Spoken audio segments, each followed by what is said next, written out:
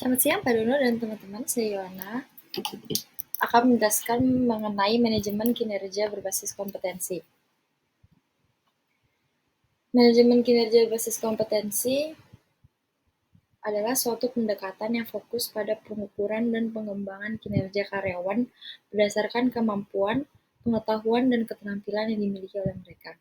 Dalam konteks ini, kompetensi mengacu pada karakteristik dan perilaku yang dapat diterapkan oleh karyawan untuk mencapai tujuan organisasi. Manajemen kinerja berbasis kompetensi menggunakan tujuan dan target kompetensi dan kinerja sebagai dasar untuk menilai kinerja secara keseluruhan dan kebutuhan pengembangan. Penetapan tujuan dilakukan pada awal siklus manajemen kinerja dan menguraikan tujuan dan kompetensi yang akan dinilai oleh staf selama siklus kinerja. Selanjutnya adalah tinjauan sementara. Manajemen kinerja berbasis kompetensi adalah suatu pendekatan yang telah menjadi fokus utama dalam pengelolaan sumber daya manusia di berbagai organisasi. Salah satunya adalah tinjauan sementara. Organisasi Anda dapat memilih untuk menerapkan tinjauan sementara sebagai bagian dari siklus manajemen kinerja. Jika dilakukan, biasanya dilakukan di tengah-tengah siklus kinerja. Tinjauan sementara akan berfungsi sebagai inventarisasi kerja dan kemajuan staf untuk memberikan intervensi dan pembinaan yang tepat waktu sebelum evaluasi tahunan. Kalau evaluasi tahunan ini adalah peninjauan terhadap kinerja masing-masing staf dan biasanya dilakukan menjelang atau pada akhir siklus kinerja. Evaluasi tahunan kinerja berbasis kompetensi melibatkan penilaian kinerja karyawan dengan fokus pada kemampuan, pengetahuan, dan keterampilan yang mereka miliki. Selanjutnya adalah mengkalibrasi hasil kinerja staf. Ini merupakan suatu proses di mana tim manajemen atau tim penilai pekerja bekerja sama untuk memastikan konsistensi dan keadilan dalam menilai kinerja karyawan.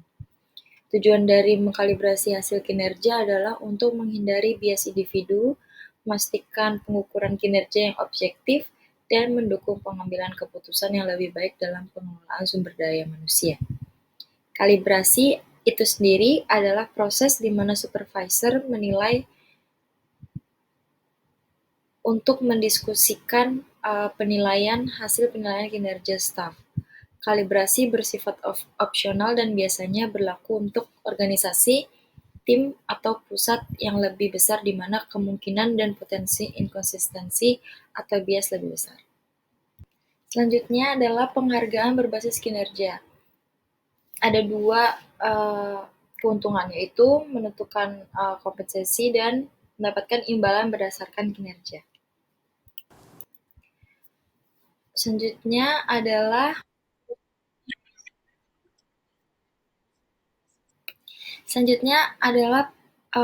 perusahaan yang mengimplementasikan kinerja berbasis kompetensi itu. Yang saya pilih adalah perusahaan General Electric. Adalah konglomerat multinasional Amerika yang didirikan pada tahun 1892 di New York dan berkantor pusat di Boston. General Electric ini merupakan perusahaan multinasional yang memiliki berbagai macam unit bisnis, termasuk bidang energi, kesehatan, transportasi, dan keuangan.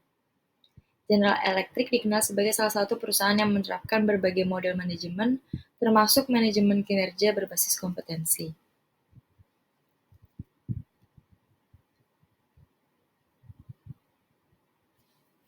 General Electric mempraktekkan manajemen kinerja berbasis kompetensi yang mencakup 7 poin ini. Yang pertama adalah penetapan kompetensi kunci. Identifikasi dan penetapan kompetensi kunci yang dianggap penting untuk kesuksesan karyawan di berbagai tingkatan dalam organisasi. Yang kedua adalah pengukuran kinerja dengan kompetensi. Dilakukan dengan menekankan pencapaian kompetensi yang telah ditetapkan, bukan hanya fokus pada hasil kuantitatif.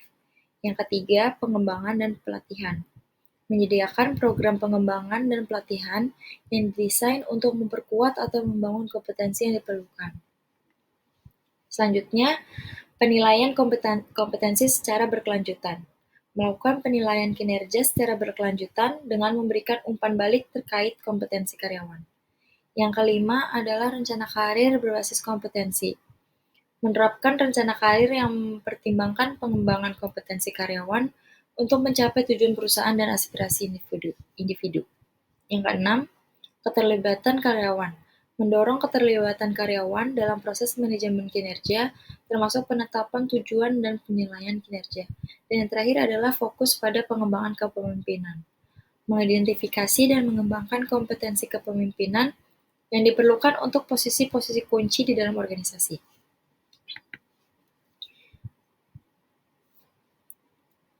Selanjutnya, contoh jurnal yang saya ambil adalah analisis penerapan sistem manajemen kinerja berbasis kompetensi, studi pada PT Bintang Indokarya Gemilang. Penelitian ini dilakukan atas dasar bahwa keberhasilan pencapaian tujuan sebuah perusahaan dibutuhkan suatu sistem manajemen yang efektif dan efisien, dan mempunyai nilai yang mampu bersaing dalam hal pengelolaan sumber daya manusia yang dimiliki.